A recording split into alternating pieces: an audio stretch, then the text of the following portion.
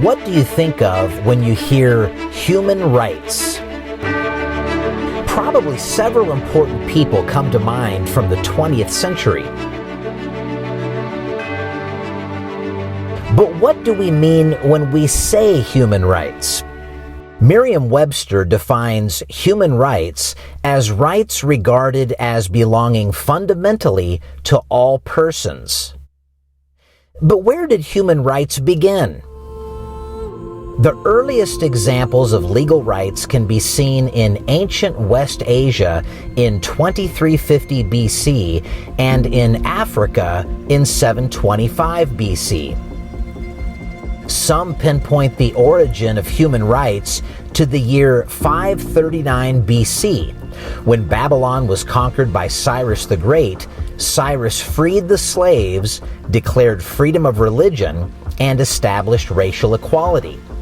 A baked clay cylinder known as the Cyrus cylinder recorded these and other precepts, including the freedom to practice one's faith without persecution and forced conversions. This would establish unprecedented principles of human rights.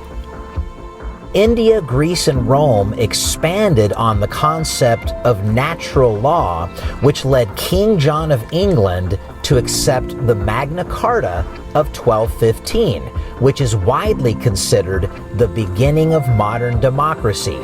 The Magna Carta expanded principles of equality before the law. The philosophy of liberalism and belief in natural rights became a primary concern during the 18th century Age of Enlightenment. These ideas inspired the French and American revolutions, which occurred at the end of that century. During the 19th century, Frederick Douglass, an escaped slave, rose to become a key leader and spokesperson for the U.S. Abolition Movement. He said, "The child is afraid of the giant form of his own shadow. This is natural, but he will part with his fears when he is older and wiser. So ignorance is full of prejudice, but it will disappear with enlightenment."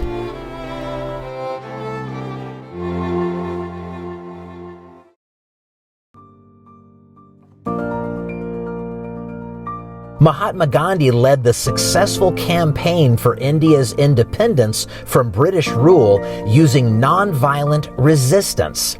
This feat inspired movements for civil rights and freedom around the world.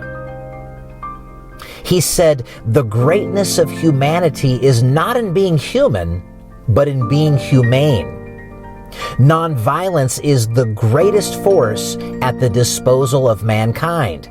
It is mightier than the mightiest weapon of destruction devised by the ingenuity of man. The day the power of love overrules the love of power, the world will know peace."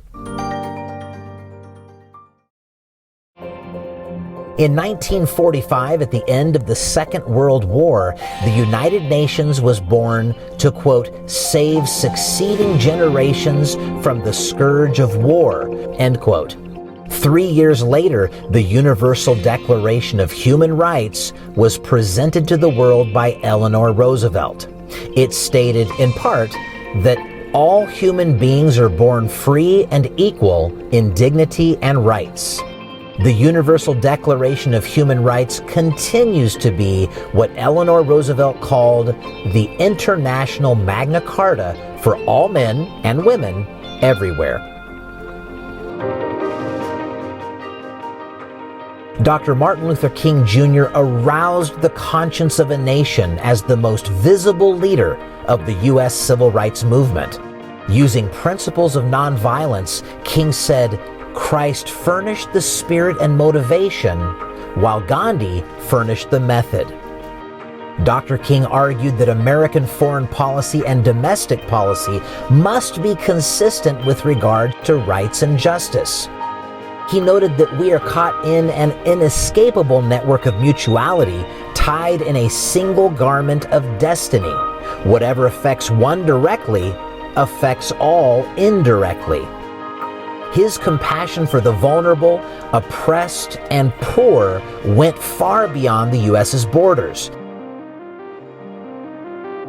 As time marches on, humankind continues to awaken in its recognition of rights that are fundamental to all persons, in all places, for all time.